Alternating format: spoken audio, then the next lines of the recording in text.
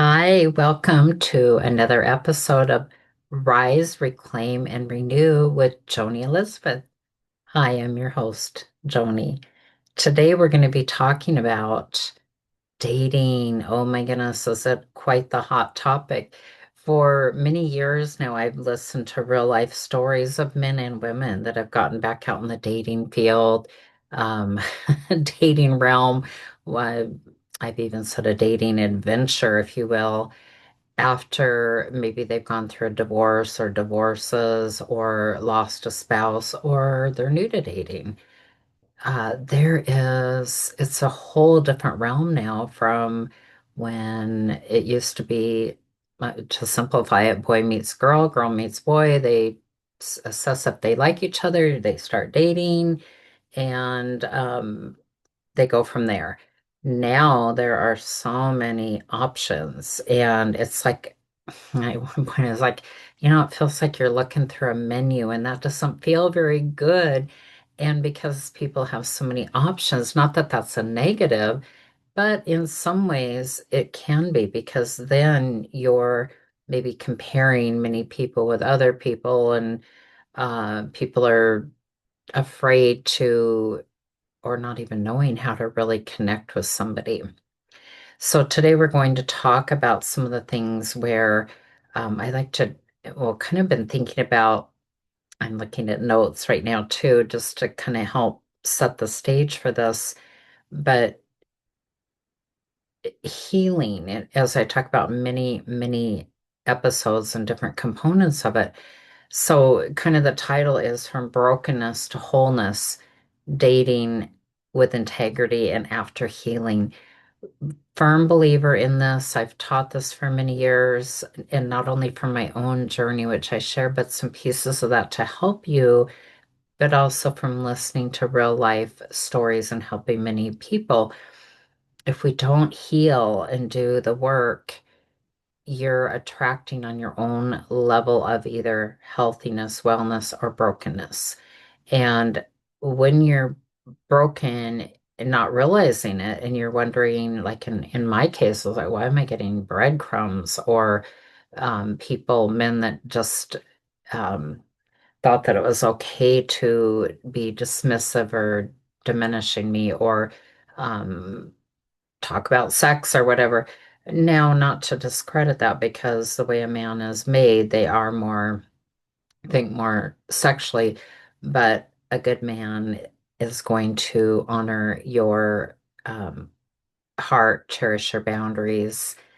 Not that good men don't do that, but it's a whole different um, way that you show up when you are more healed. So as I was thinking about this, I'm like, oh my goodness, in my own adventure with this, it's like there's so many um, and no judgment, but broken people out there, broken, broken, broken, not even realizing it and wondering, like, okay, how come somebody doesn't see my value or want to sail off into the world with me or whatever? When you don't know your own value, you settle for less. So think about, you go to a restaurant and you want a certain you want to order something certain on the menu that sounds really good. Like, okay, I want steak and lobster. But the waiter brings me split pea soup. I'm like, that's not what I ordered. That is not on the menu.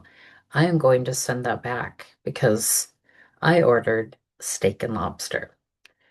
The point in that analogy is, how often are you settling for something else that's not matching with you, not what you ordered, and you accept it? Learn to not accept less, but even more than that, learn who you are. Discover that inner precious jewel that you are. And so I wanted to go over a few points to help you in your healing journey, because you're so precious and you are worth so much more than just settling for something that isn't a good match for you. And that's okay. And by the way, being single can be such a beautiful thing. And I'll do another episode on that, I'm sure, because that often is people are looked at less on like, oh my gosh, you're single, are you okay? Or loneliness, but that's a whole nother topic. I won't get off track on that, just planting the seed that that'll be an up and coming podcast. So healing really is a foundation of healthy love, learning to love yourself, learning who you are, what you like, what you believe, what you don't believe. When you are healed, your picker changes. My picker was broken. Oh my goodness. And that was on me to learn and heal and do the work on that, not to blame other people, but now I see it more clear and helping more people without your own personal standards, they rise. And it doesn't mean ever judging somebody, but just let them. I love Mel Robbins' let them theory. I put a twist on that because there's more components to that psychologically, but really, truly, she's spot on with that of let people be who they're going to be. Don't stick around for longer hoping that they're going to see you. Give them the benefit of the doubt. Watch for consistency in action and don't settle for bare minimum. I like how she said in a podcast not too long ago about texting, right? Don't just get a bunch of texting going. It wires up the brain. This is me saying that part, but texting would be like bare minimum. Get some phone calls. Make sure that you're compatible. That takes time sometimes to realize that. Other times you're like, no, I understand. I see right away we're not compatible, and that's okay. Let them be who they are. Don't try to fit them into your mold. Don't try to get them to see your value and your worth. You are amazing, and you get to be who you are and learn to love yourself. Also, your awareness increases with healing. You stop settling for breadcrumbs, and that feels so good. You get the whole meal, you get to cherish yourself. Brokenness leads to broken patterns, as I was saying a little bit ago. You can, without sometimes realizing it, and often form a trauma bond with somebody, and that is very toxic and unhealthy for you and the other person. Get into people pleasing, not speaking up for your boundaries and feeling like, oh, I don't want to hurt somebody's feelings, so I better go along with this. You can be kind and have your boundaries. We don't need to be rude. And I'm going to put a little correction in there too. With some people, we need to have big, bold boundaries, and maybe that comes across rude, but don't ever apologize for your own boundaries. With brokenness, there's often attachment wounds. There's different attachment styles. When you heal, you can learn to embrace having a secure attachment with yourself and with other people that goes along with your boundaries as well. What wholeness looks like in dating. This is a whole new, not new, but this information needs to be talked about. I think it is so important. So I wanted to do it more publicly because I do it a lot behind closed doors with my clients and their healing journey, and again, my own journey. So for you, wholeness looks like developing healthy, good, strong boundaries, increasing your value and your worth, your self-worth. Having a slower pace, not feeling like it's a race and just enjoying the process. Emotional honesty with yourself. Check in with yourself. How do you feel with this person you're connecting with? Not just the chemical attraction or the physical attraction, pulling that away to see, are you feeling cherished? Do you feel like you're compatible? What do you like about this person? What are you drawn to? That gives you clues to many things as well. And you can learn to have discernment, which is so healthy and so good instead of looking at somebody always through rose-colored glasses, which, oh my goodness, I sure did in the past. But you don't have to do that. You can look at them with just discernment and let them be who they are as you get to be who you are.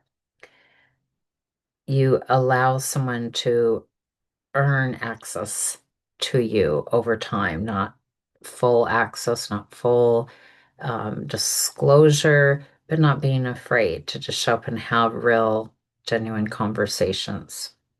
Dating with integrity can look like this: being clear without being clingy. That's important for healing journey. If you have a fearful, avoidant attachment, you're going to be more clingy or maybe push, pull. When you're secure within yourself, you can have that healthy communication, healthy sticking up for what's okay for you, but also allowing them to be who they are and learning what's important to them. And you get to assess, you're in charge. Does that work for you or not? If it doesn't, it's okay. Release them, let them go. Don't spend more time with somebody if it's not going to be a good match for you. Let them go. They can find their person. And when you think about meeting the love of your life, are you blocking yourself from that because you're trying to hang on to somebody that's not going to show up for you, but you're used to breadcrumbs? You can get used to having the steak and lobster or whatever your favorite dishes, meaning loving yourself to the core. You can learn to own your emotions, see clear, not react on triggers.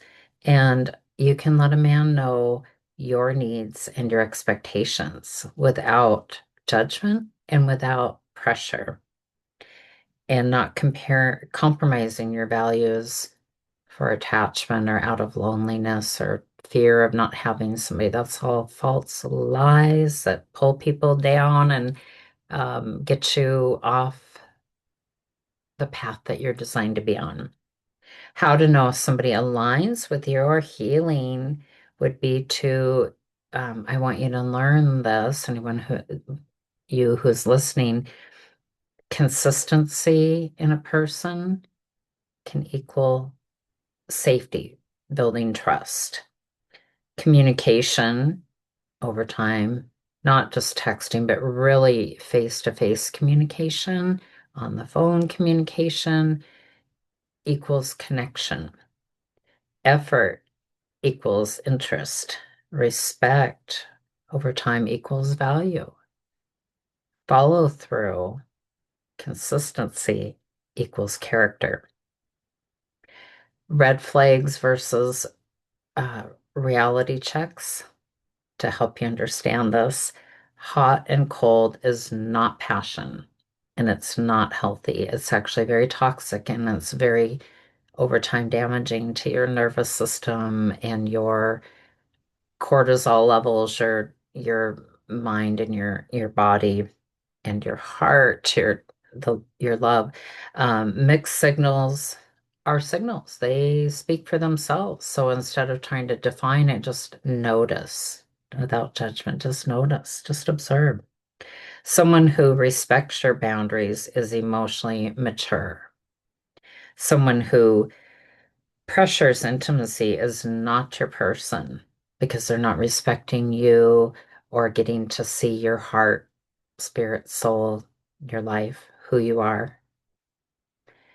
So here's encouragement for you where your heart shines. It's never too late. Don't let loneliness or being single pull you down or have you feel like you're less than, because you're not. And you're okay. And you're going to be more than okay. Just keep taking steps forward and learning to love who you are designed to be. You deserve a healthy, loving relationship. And God can turn broken pieces into a beautiful story. Healing reveals your truest, most radiant self. So I want you to know you are worthy of love, of a love that feels peaceful, consistent, and safe. But that love begins inside of you, your own healing journey. Heal deeply, love slowly, date intentionally, and let your wholeness lead the way. And I want to also include a golden nugget of an optional journal prompt for you. Take time, get out your pen and paper, and write, what does a healthy, emotionally safe relationship feel like to you? And how can you start showing up today as the woman who believes she deserves it? Until next time, and always much love, Joni.